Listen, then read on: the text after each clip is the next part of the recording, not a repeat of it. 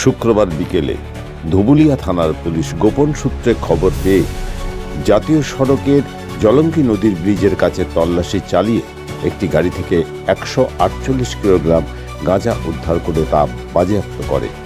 গাড়ির আরোহীরা অবশ্য পলাতক। যখন জলঙ্গি ব্রিজের কাছে ধুবুলিয়া থানার পুলিশ তল্লাশি চালাচ্ছে, তখনই গাড়ির আরোহীরা গাড়িটিকে আগে দাঁড় করিয়ে সেখান থেকে তারা পালিয়ে যায়। ধুবুলিয়া থানার পুলিশ গাড়ির ডিকি এবং গাড়ির পেছনের সিটের নিচে থেকে প্রায় 148 কিলোগ্রাম গাঁজা উদ্ধার করে।